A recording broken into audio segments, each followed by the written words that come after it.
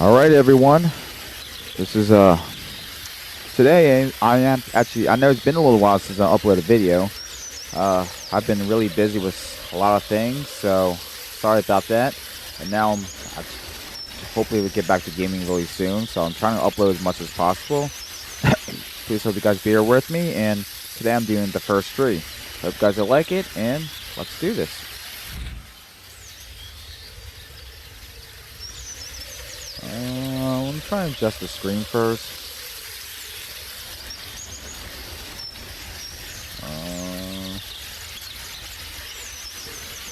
Hold on.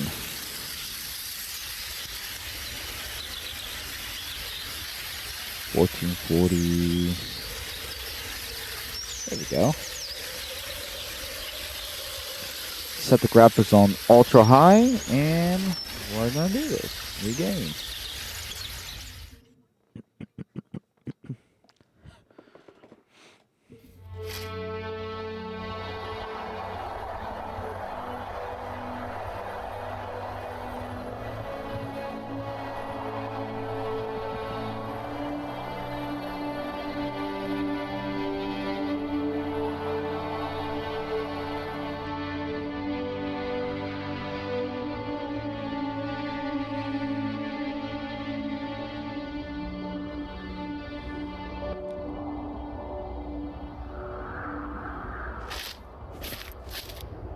This is probably one of the. Are you awake?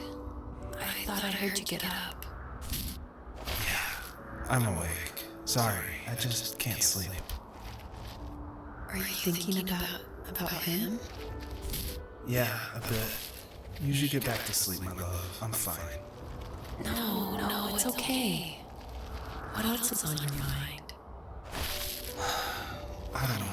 It seems weird, but I had one of the most vivid dreams of my life.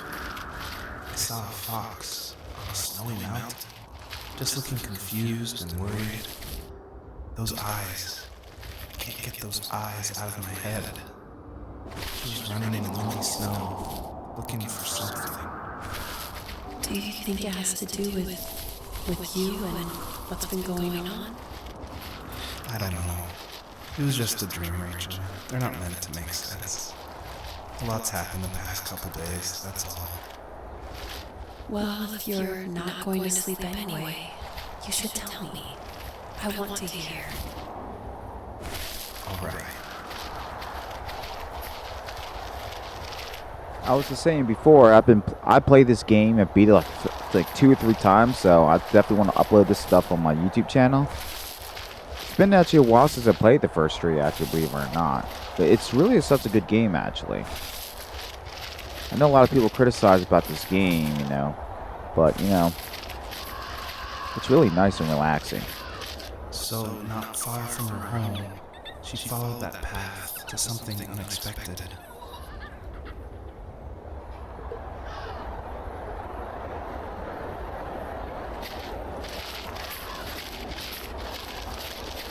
She couldn't stay, though. She had to find her other 2 children. So she took that path. She followed it towards something ancient. Something with answers.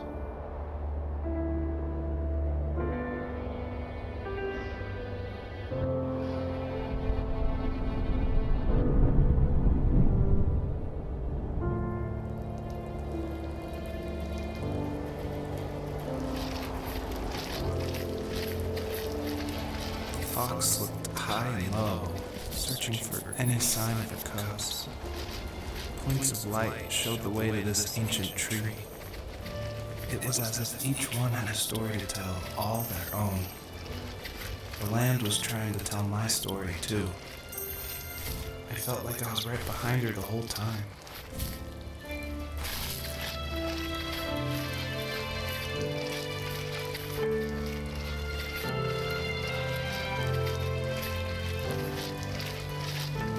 It's incredible how the graphics are and even just the soundtrack itself.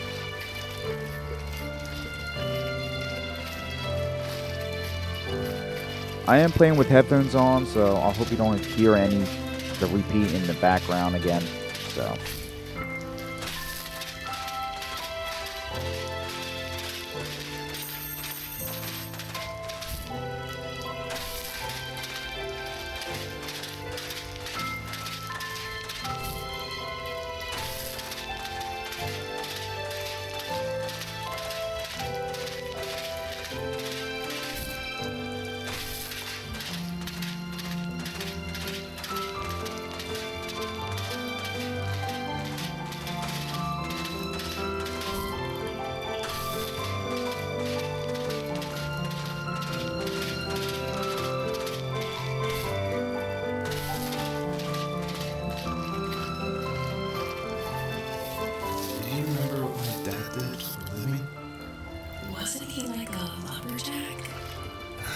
That's one way of putting it. If wood was a canvas, and a carving knife was his paintbrush. Even after working a 50-hour week, even after his hands were more splinters than skin, he would bring home the nicest piece of Alaskan weeping cedar and make me toys. That wooden train was the first toy I can remember, and I loved it. I just knew from a young age I was going to be a lumberjack, like my father.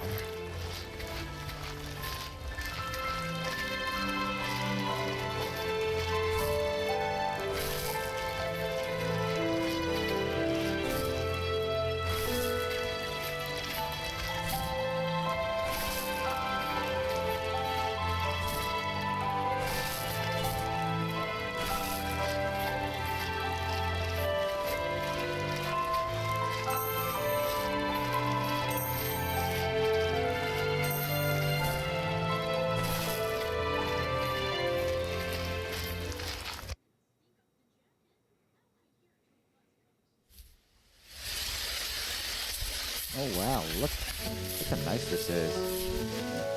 The texture and the graphics on here. I mean, just look at the scenery. It's incredible for on Ultra.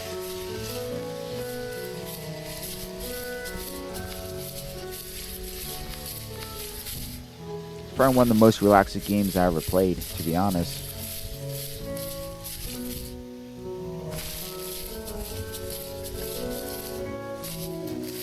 My teenage years were full of sketching, angst, and trouble. I wasn't popular or unpopular. Maybe just forgettable. I guess that gave me a sense of freedom. So I hung out with crazy kids, doing crazy things, even though I mostly just watched the chaos ensue. We did it all. Put fireworks in mailboxes, hide roadkill in people's garages, break windows at the barber shop in Anchorage. My dad was furious, but he was so busy working he couldn't do much to stop me from going out. I think being an adult means there's no one to stop you making hard decisions. He had to make a living, and he couldn't be in two places at once. Yeah, I realize that now. But at the time, I was sure he was more interested in growing his business than what was going on with me.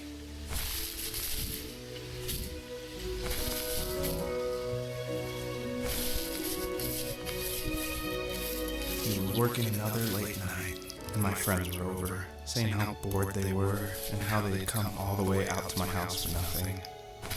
One of them mentioned how that old, ugly beyond belief truck was still in the garage, and how we should take it for a spin. I was only 15, so I kind of fought it for a while. The next thing I knew, we were careening around the mountain path, rocks spitting onto the sides of the cliff, while my dad's cringeworthy bluegrass blared at the speakers. I drove while my friends were in the back of that yellow and purple truck, throwing beer bottles and trash at anything remotely interesting. Felt like I was soaring in the air with borrowed wings. But all good things have endings. A cop outside at Eagle River pulled us over after he saw us send a bottle rocket into someone's yard. What followed was a long night of talking to disappointed adults and feeling smaller than ever.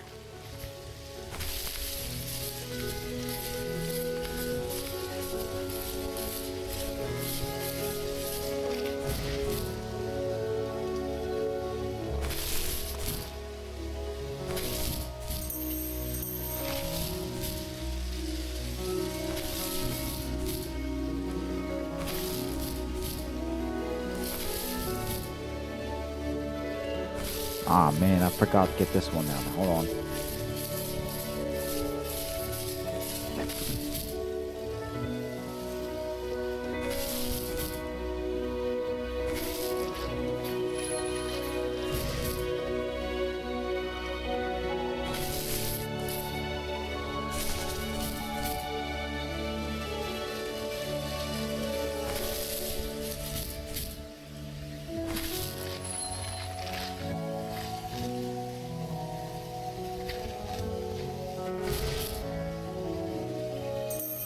There we go.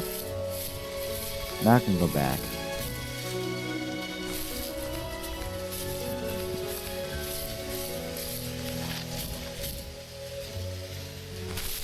Darn it, I'm gonna have to use this again.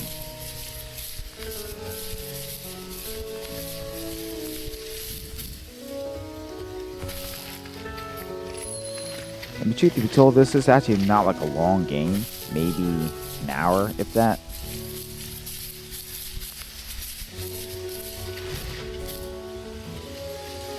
But it's a very relaxing game, though.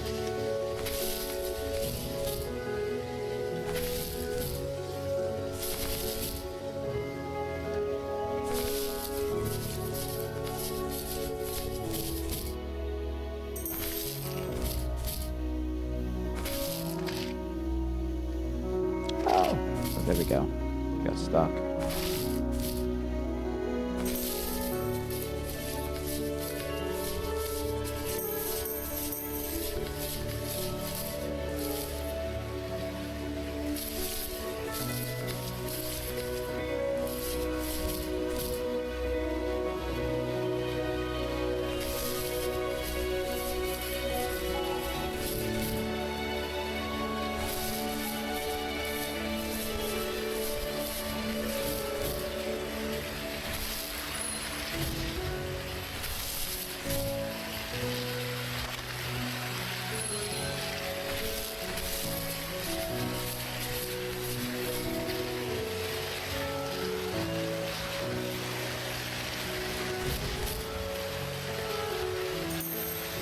There we go.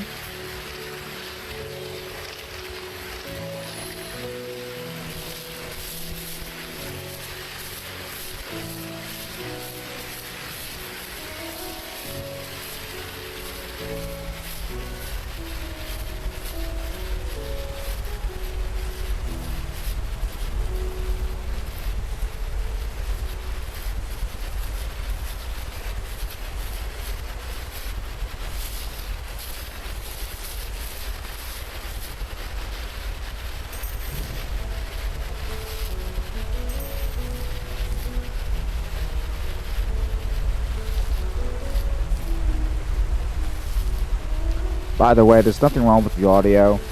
That's just the water.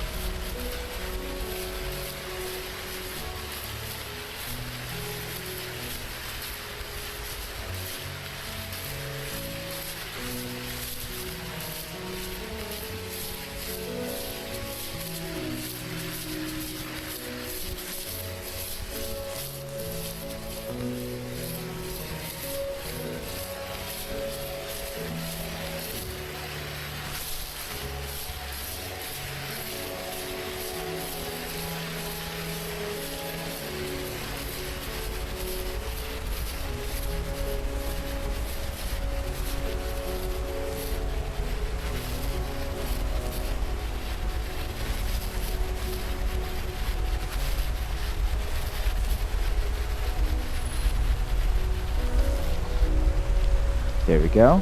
Now I'm gonna have to get the second one. And get the third one.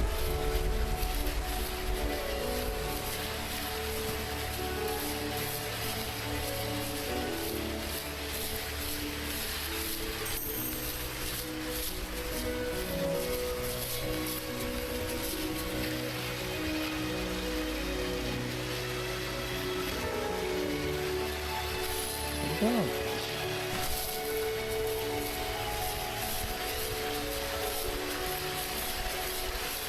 My friends would laugh about that night and talk about how crazy it was. And I laughed along, pretending it didn't bother me. But it did.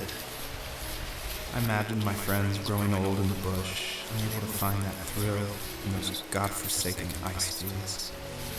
It's like those mountains were a literal wall, keeping me from leaving, where all I would have to look forward to are lumber yards and eating beers. I had to climb over. That was my only goal for a long time. There we go. Go back. Do it again.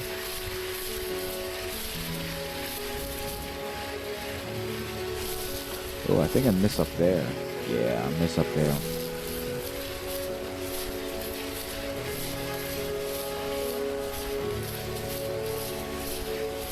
Oh, I missed a couple things.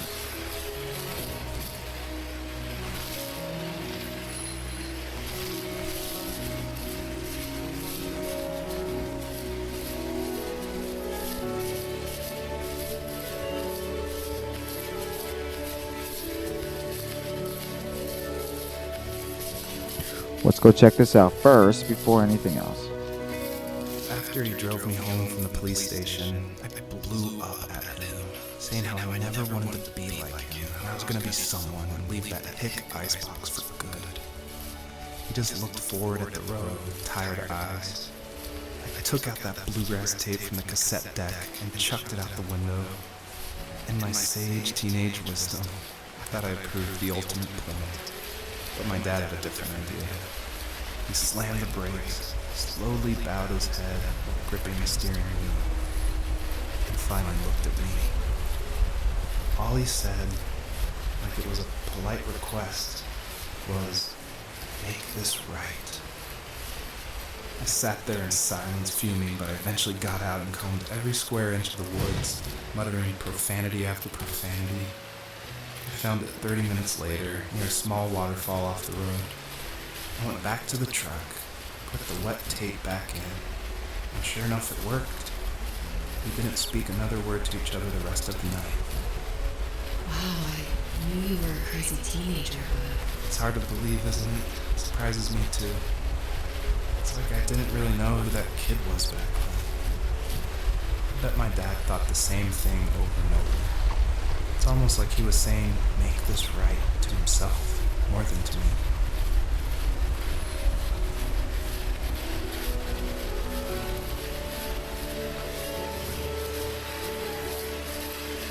Sorry if I'm taking this long. I'm trying to, go up there. Because I forgot I missed that spot. But in the meanwhile, I'll do this.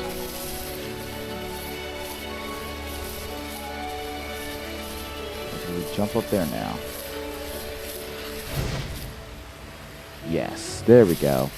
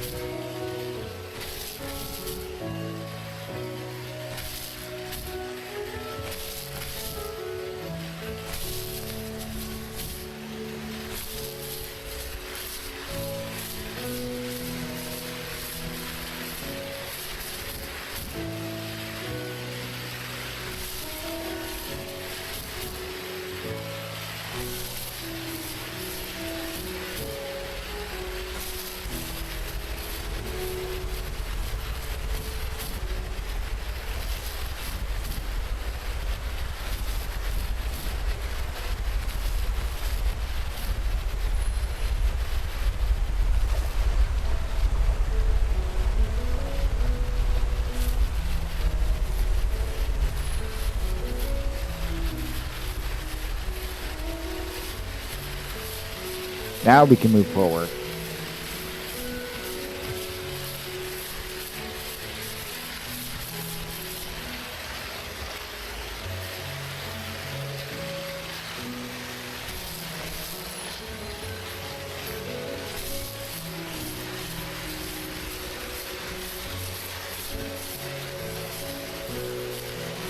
But look how beautiful the scenery is. Just the music, the soundtrack, the graphics on here is incredible.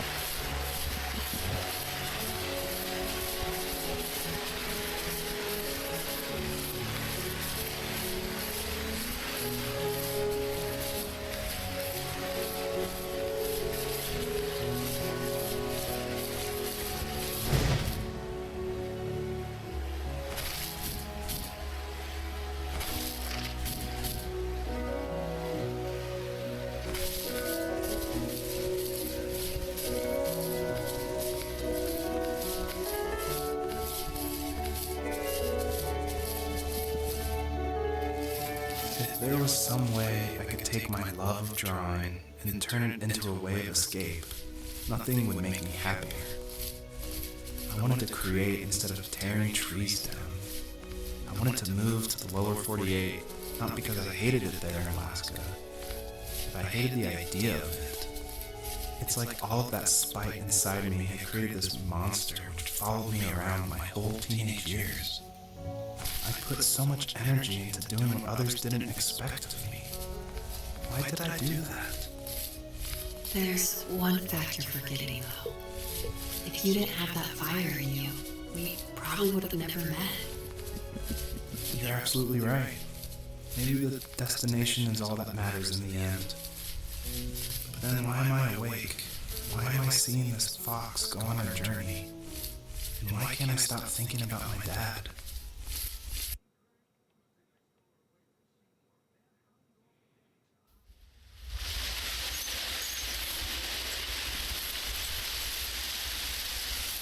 Huh.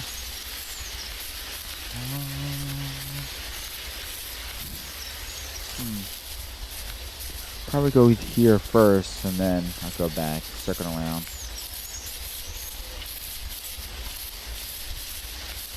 I'm gonna try to get everything, as much as I can.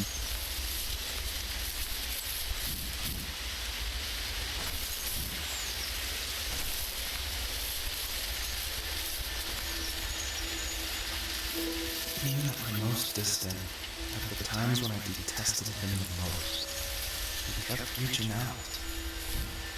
For a year straight, he asked me every week when we were going camping. I thought he was just dense. Eventually, to shut him off, I agreed. He carried out the worn lawn chairs from the garage and set up a cinder block campfire at the site we'd always used behind the house. We walked down the mountain path, talking in the warm sunshine we only got a couple months of the year. Those 3 obsidian rocks shimmered alongside the shore, almost like sparklers pressed against a dark window. I'll never forget that wet stone on my feet, or how those massive mountains looked even bigger in the lake's reflection. I felt small, but grateful. As the sun set, my dad found something I hadn't seen for a long time. The tree where I made my first carving when I was 6. I hadn't even carved it. My dad had helped me, but I still called it my tree. Something about seeing my name there made me open up, and we talked about everything that night in an old camouflage tent. I told him how much I loved sketching and design, and how it would be a dream to study architecture in Seattle. I told him how I didn't get along with my friends much anymore, but that I didn't mind being alone.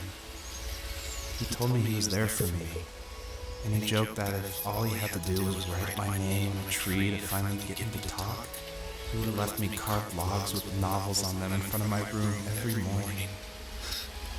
I don't know why it took me that long to realize it, but it was then I knew how much he had sacrificed for me. My dad built a lot of stuff in his free time. If he wasn't watching fly fishing or reading Tom Clancy novels, he was carving something. He made tons of birdhouses. Not that he was into bird watching. I think he really missed working and added on to the home. If he couldn't afford the time to build onto our own house, he would have to settle with watching birds move into their little homes. We kept an old mattress in the bed of that ugly yellow truck, so we would drive it deep into the woods and then watch the birds fly into their houses while the sun set. Usually it was accompanied by venison jerky or a cold Coke, but not a lot of talking, which is how we both liked it. Oh man, this game's like so relaxing. That's why I'm trying to get all this. Try not to talk that much because, when you guys enjoy the story.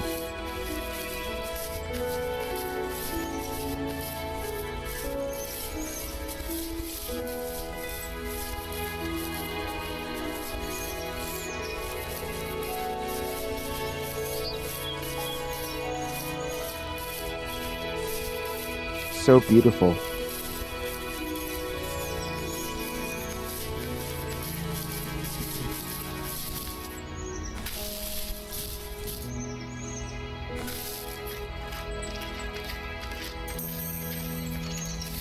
We were happiest underneath the evergreens. We decided it was time to finally map out the hundreds of acres we lived on just to pass the time during the summer. He was only free in the evenings, so I would spend the day wasting time on dial-up internet and sketching, and then we would rush into the woods, pen and map in hand, before evening fell. Sometimes, the aurora borealis would cast a cold green glow on the mountainside, and we would finish our route underneath a twilight sky. Sometimes I was lonely during those summer days, but there was comfort in the routine. A lot of teenagers aren't looking for the daily grind, though. There's nothing wrong with wanting to get out, to leave your childhood at home. You wanted to progress, to make something of yourself. Yeah, you're right. That house. I'm sure it's the same as how I left it. Then why does it feel so different? I doubt you're the only adult to have looked back and asked that question.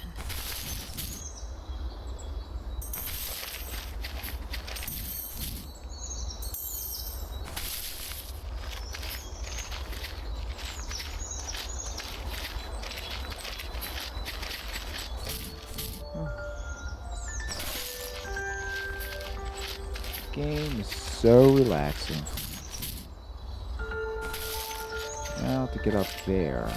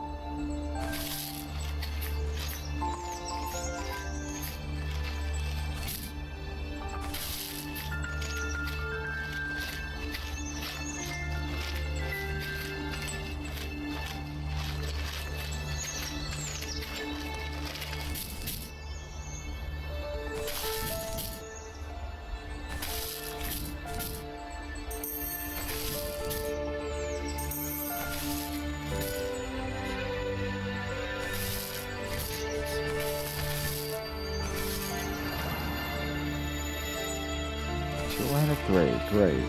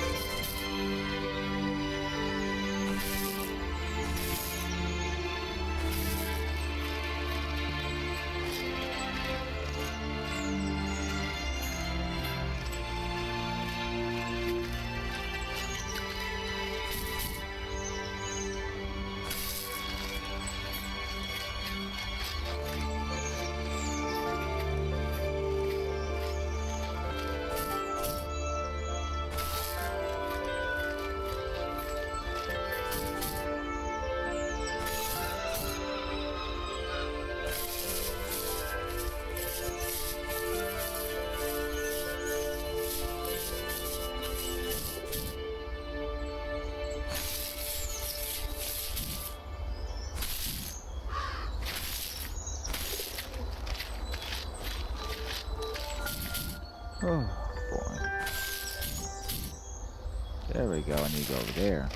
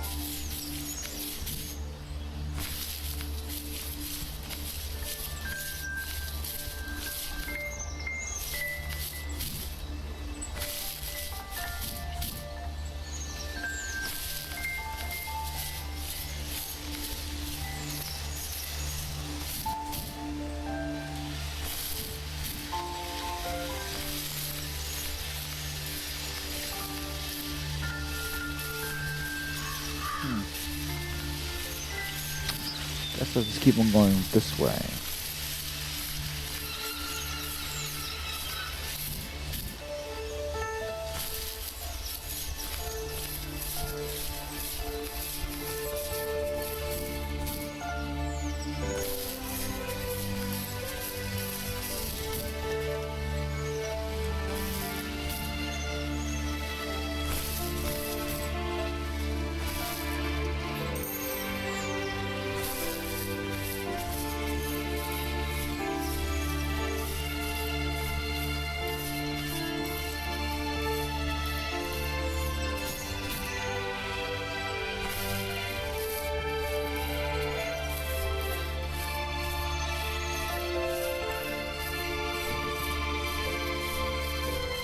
I love the visuals of this game. It's always... Well, I love it so much.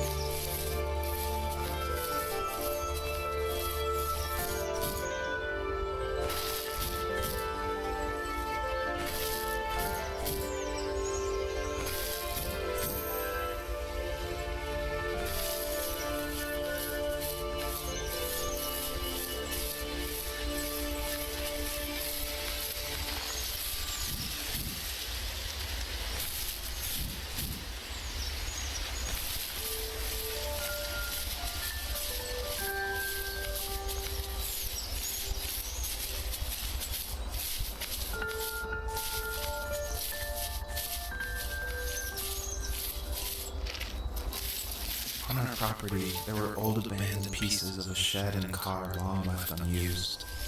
I used to ask him all the time who those people were that left all this junk. And I'm sure he got so tired of hearing it that he made up some elaborate stories how a brown bear ate them and haunted the woods afterwards. What's funny is I think it made those people seem more real. Growing up thinking they were still hanging out like they couldn't say goodbye. I used to tell my friends how I could swear I saw spirits move near the water, and that always freaked them out. I guess it didn't bother me, because the way I saw it, they were normal people with old cars and sheds, just trying to figure out how to survive and be happy in the middle of nowhere. It was a cool thought that they didn't want to leave, but you know, I was a weird kid. Well, you had good company since those ghosts like living in a place where they were brutally devoured.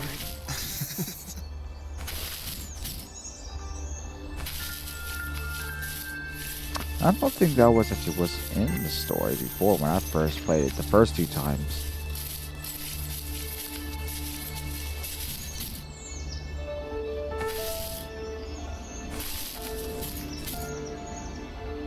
It's been so long since I played this game.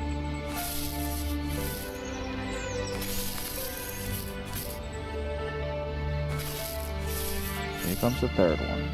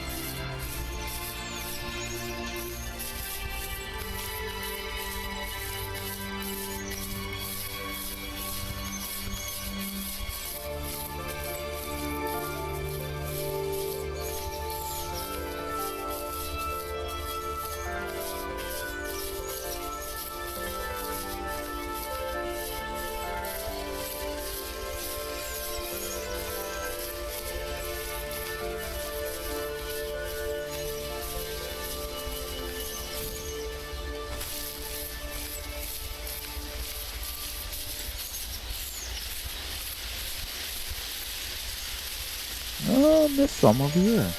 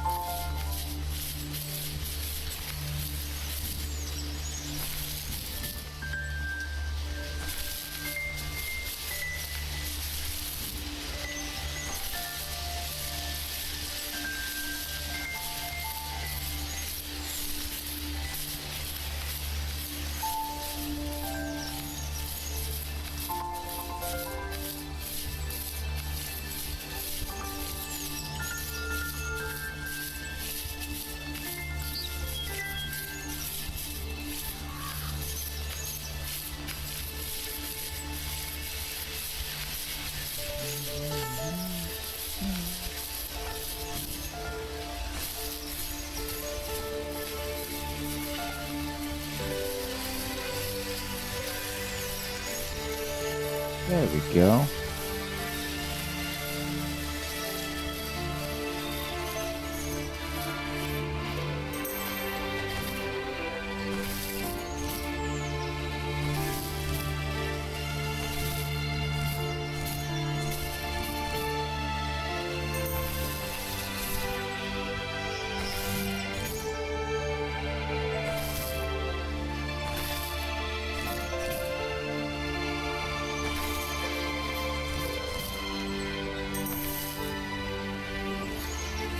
The perpetrator stood nearby and phased, like nothing was wrong.